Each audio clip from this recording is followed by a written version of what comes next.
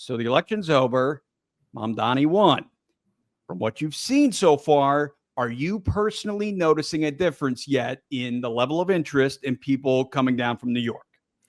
So there have been phone calls. There have been phone calls. Okay. Yeah. I think it's true. We're going to get an influx of people.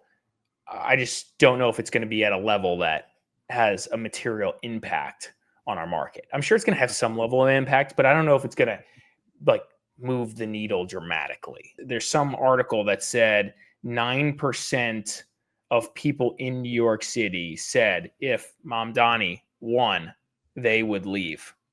9% translates to, like, I'm doing this from top of my head, translates to what, like 700,000 people moving to Florida. So like maybe a good portion of them were just talking smack. Well, I was going to say, it's New York. Come on, who talks more trash than New York? Let's be fair. I've had conversations with people from New York that have told me like they've called in kind of more of, I would say, an overreaction to this and say, hey, I need to get a place in Florida. And so then we talk through like how and why, and it's not clear to me that they really thought it through. Oh, this is also interesting. WPTV dug through Florida corporate filings and found that in just the past few days, at least 27 New York companies filed to expand their operations to Florida, while 9 more filed to relocate entirely. So, hey, so there's like data here suggesting that this is happening. So back to my point earlier, like, yeah, we're getting phone calls and yeah, we're talking to people and helping people do transactions. I just don't know how much of an impact. Seriously, really right. I mean, you'd be foolish not to at least prepare yourself. I mean, life's only as good as plan B, right? So there you go. You know, if worse does come to worse, then it's like, okay, well, we're going to move to our Florida location. Have a nice day. Since we've been talking about Boca Raton, it never ends with this controversial mega project, the government campus that we've done a couple of videos on that looks really promising. You know, just this amazing 31-acre city hall site that has been shrunk down, my God, to less than 8 acres now. That's the latest from Perrin Frisbee. In hindsight, I bet you everyone who like wanted this project to go through, whatever internally / at Terra Frisbee, they may have rethought the approach here. They may have said, like, let's just put a building up here, or let's just put a building here, right? And just did little by little, and eventually it would have all been done. Oh, yeah. You know what I mean? Yeah, like, right. Like, okay, let's just expand the Brightline area real quick. You know, that's like the path of least resistance, probably. And then you know what? I mean, that may actually be the better way to do it anyway. Agreed. My personal opinion is like direct democracy is kind of interesting. It's like, hey, let's vote for every decision that's made instead of random political figures making decisions without our real input. Although the general public maybe isn't the best to be making decisions all the time for highly technical things. But anyway, so it's going to vote. So that's the but it's going to vote at 8 acres versus 31 acres. So and so March 2026. So that's basically the update for anybody who's been following along. We've gone from 31 acres mega project in downtown, well, not downtown, City Hall in Boca Raton, which is just like just west of downtown, which would have been cool expansion, to new plans, 769 apartments, 186 condos, 150,000 square feet of office, 180 room hotel, and 15.4 acres of public parks. That's the latest proposal, which 15 acres of parks, that's pretty sweet. Yeah. As long as it's like I just hope it's an epic park. Like that would be awesome, you know? And by the way, like, I don't know, that's a lot of stuff anyway. 186 condos, 769 apartments. I mean, it's not. That is massive. Still a lot. Yeah, it's still a lot of stuff. If you've seen any of the recent news, reportedly Donald Trump has hinted at the possibility of a 50-year mortgage. 50 years is a long time, Larry. That's half a century. I mean, my God, based on the average American life expectancy, which is in like the mid 70s. So say you buy your first home in your mid 20s, you'll die right by the time you pay off the mortgage. Am I wrong here? That's what that says to me. Would this, okay, let's just pretend this actually happens, because God knows it could. Is this a good idea?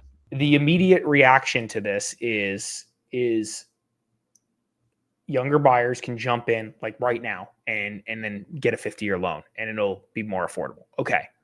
But if we don't increase supply because we're creating more demand, right? Mm-hmm.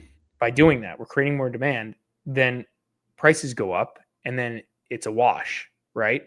So really the core metric here is supply and demand, as it's always been. This is market fundamentals. And so if this really does help a bunch of young buyers or other people that otherwise can't afford homes get into the market, that means we're going to be selling real estate like crazy, right? And there's going to be high demand. Thus, prices go up. That 6.25% rate on a $450,000 loan, 30 years, you're paying $2,771 a month, right? And in total interest, you're paying about $550,000. 50-year loan, this is wild.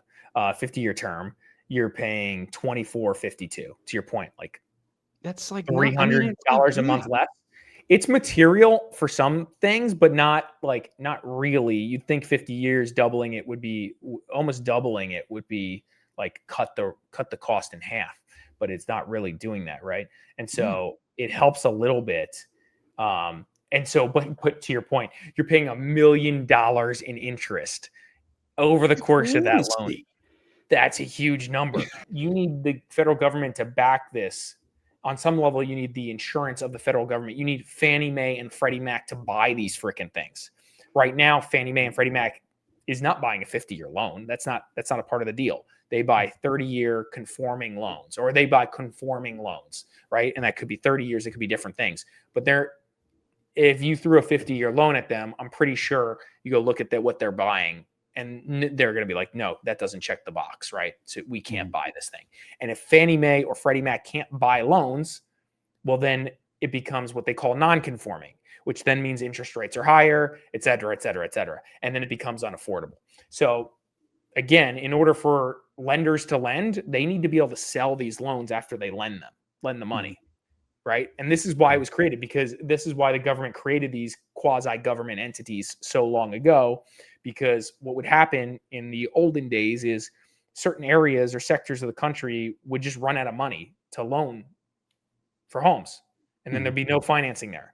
All right. So, if we can't take it here, we could still try to go to Mars, Elon Musk leading the way. But we also have an aerospace supplier in Deerfield Beach who is doubling its facility to handle rising demand for aviation parts, a move that highlights the continued growth of South Florida's high-tech manufacturing and logistics sector. Plain Stocks LLC, they signed a long-term lease to expand its footprint inside the Hillsborough Technology Center. Doubling their space. So the company plans to move into the expanded space in Q3 of next year, mainly to add warehousing, distribution, and technical support areas. Did you know that the Hillsborough Park Technology Center is 75 acres and features 6 multi-tenant industrial buildings totaling over 830,000 square feet? This building is a pretty big place. Yeah. Know this well. Used to live right across the canal. So this is Hillsborough, right? And 95 right here, East Deerfield, basically Boca. Yeah.